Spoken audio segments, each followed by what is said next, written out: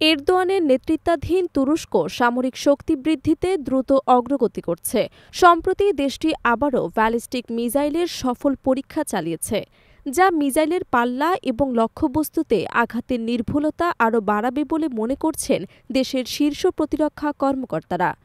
দীর্ঘদিন ধরে প্রতিরক্ষা খাতে সংস্কার এবং আধুনিকীকরণ চালিয়ে আসছে তুর্কি প্রেসিডেন্ট রিসেপ তাইয়েপ এরদোয়ান। দেশের সামরিক সক্ষমতা বৃদ্ধির পাশাপাশি আঞ্চলিক কৌশলগত অবস্থানও শক্তিশালী করতে তিনি নানা ধরনের পদক্ষেপ নিচ্ছেন। মধ্যপ্রাচ্যের উত্তেজনার মধ্যে এ পরীক্ষা অনুষ্ঠিত হয়েছে, বিশেষ করে ইসরায়েলকে মুসলিম বিশ্বের বড় শত্রু হিসেবে বিবেচনা করে তুরস্ক শায়েস্তা করার জন্য প্রস্তুতিও নিচ্ছে। গাজায় তুর্কি সৈন্যদের সম্ভাব্য উপস্থিতি এবং ইসরায়েল মোকাবিলার পরিকল্পনা ইতিমধ্যেই তৈরি হচ্ছে বলে জানা গেছে। এই পরীক্ষার কার্যক্রমের ঘোষণা দিয়েছেন তুরস্কের প্রতিরক্ষা শিল্প সচিবালয়ের প্রধান হালুক গোরগুন। তিনি সামাজিক মাধ্যমে উল্লেখ করেছেন, এটি একটি নীরব প্রস্তুতি, যা মিসাইলের নির্ভুলতা এবং পাল্লা বাড়ানোর জন্য নেওয়া পদক্ষেপের অংশ।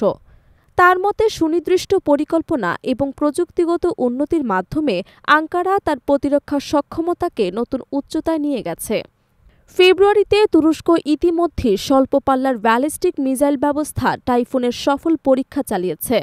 জুলাই মাসে রকেটসানের প্রধান মুরাদ ইকিঞ্জি ঘোষণা করেছিলেন, টাইফুন মিসাইলের উন্নত সংস্করণ ব্লক 4 এর পরীক্ষামূলক উৎক্ষেপণ দ্রুত শুরু হবে। টাইফুন ব্লক 4 হল হাইপারসনিক ব্যালিস্টিক মিসাইল, যা ৮০০ কিলোমিটারও বেশি দূরত্বে আঘাত করতে সক্ষম। এই ধরনের প্রযুক্তির উন্নয়ন তুরস্ককে বিশ্বের অন্যতম সামরিক শক্তিশালী দেশে স্থান দিতে পারে। ন্যাটোর সদস্য রাষ্ট্র হলেও সাম্প্রতিক বছরগুলোতে তুরস্ক নিজস্ব প্রতিরক্ষা শিল্পকে শক্তিশালী করার উপর জোর দিয়েছে। আন্তর্জাতিক অস্ত্র সরবরাহকারীদের ওপর নির্ভরতা কমানো এবং আঞ্চলিক ভূ রাজনীতিতে নিজের অবস্থান সুদৃঢ় করাই এই উচ্চাকাঙ্ক্ষার মূল কারণ। বিশ্লেষকরা মনে করছেন, এই প্রযুক্তিগত অগ্রগতি মধ্যপ্রাচ্যে কৃষ্ণ সাগর এবং পূর্ব ভূমধ্যসাগরের মতো কৌশলগত গুরুত্বপূর্ণ অঞ্চলে ক্ষমতার ভারসাম্যে বড় পরিবর্তন আনতে পারে। তুরস্কের সামরিক আধুনিকীকরণ এবং হাইপারসনিক মিসাইলের সফল পরীক্ষা এ অঞ্চলের শক্তির ভারসাম্যের একটি নতুন অধ্যায় শুরু করতে যাচ্ছে।